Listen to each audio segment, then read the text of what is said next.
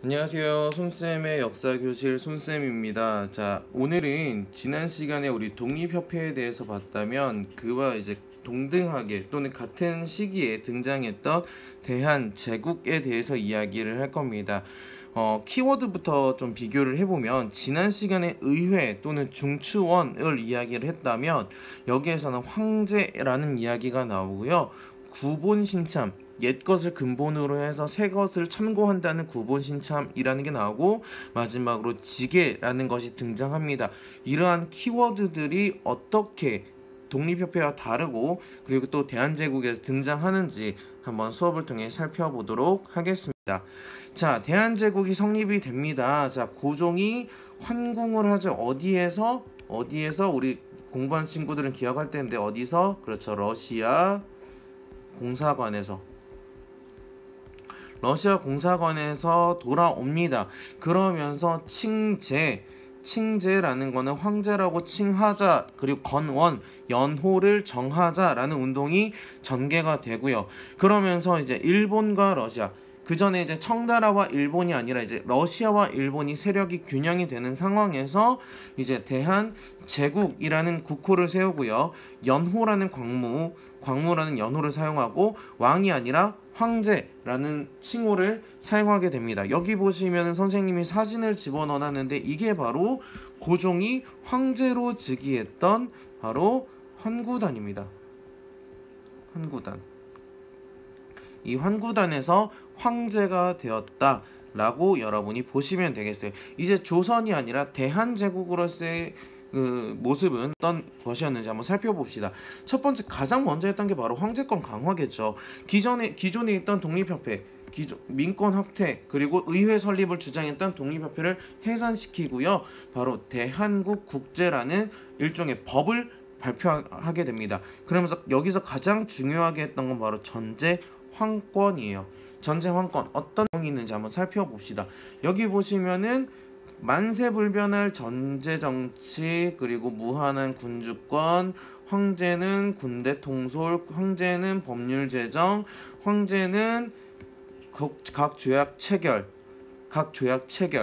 관해서 이야기를 해서, 즉 독립협회와는 다르게 황제 중심의 국가로서 자리를 잡았다라고 보시면 되겠습니다. 그러니까 어떤 식으로 기존에 있던 독립협회의 헌의 6조랑 이게 대한국 국제라고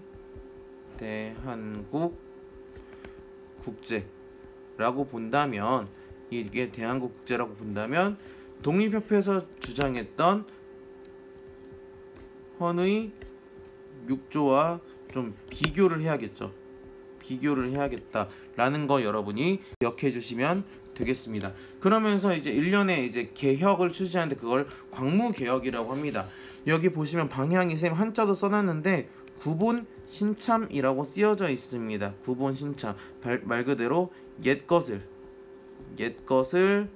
그 다음 근본으로 하고 새 것을 참고한다 라고 이야기를 할 텐데요. 여기서 주장하는 이 옛것이라는 것은요, 여기서 주장하는 옛것이라고 하는 거는 말 그대로 이 황제권에 관해서 이야기를 하는 거겠죠. 하지만 새것이라고 이야기를 하는 거는 여기 나와 있는 뭐 식산흥업이나 지게발급 이런 것들, 여러 가지 그 약간 온건계합파의 주장 과 비슷하다라고 보시면 되겠습니다. 온건계합파가 한 것처럼 옛것, 황제권, 유교질서 이런 거는 기본으로 가지만 새것, 지게나 식산흥업 정책 같은 경우에는 이제 새것을 참고한다라고 보시면 되겠는데요. 요게 바로 여러분 그 지게입니다. 그 지게라고 하는 게 일종의 근대적인 땅 문서로 볼 수 있는데요. 땅 문서를 발급을 해주는 거죠. 양전 사업의 일환이었다라고 보시면 됩니다. 누구의 땅인지, 누가 땅 주인인지 이런 것들을 이 지게라는 땅 문서를 하면서 근대적인 소유권을 이제 보여주게 되는 것이죠. 하지만 이제 광무개혁이라는 게 어떤 의미, 자주 독립 근대화 지향해서 교육과 상공업 같은 거 진흥시켰지만 요런 것들 이런 것들이 문제점이 되었구나라는 식으로 보시면 되겠습니다. 그 여러분이 보실 때 간단하게 선생님 도식을 정리를 해드리면 여기에 독립협회가 있으면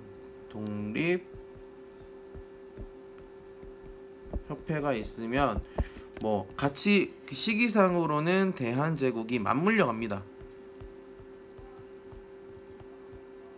대한제국이 맞물려 가는데 요 사이에 있었던 비교, 어떤 차이점이 있는지, 쉽게 얘기하면 독립협회 같은 경우에는 입헌군주제를 추구했다면 여기는 전제군주제, 차이를 아시겠죠? 이런 식으로 여러분이 한번, 하지만 이제 이 독립협회를 대한제국이 일방적으로 공격해서 무너뜨린 다음에 대한제국이 실시했던 광무개혁에 대한 내용도 여러분들이 하나하나 살펴보시면 좋겠습니다. 아시겠죠? 다음 시간에는 이제 우리나라가 어떻게 침략을 당해가는지에 대해서 한번 살펴볼 겁니다. 어떻게 국권이 피탈되는지를 한번 다음 시간에 수업을 통해서 한번 살펴보도록 하죠. 그럼 수고 많았습니다.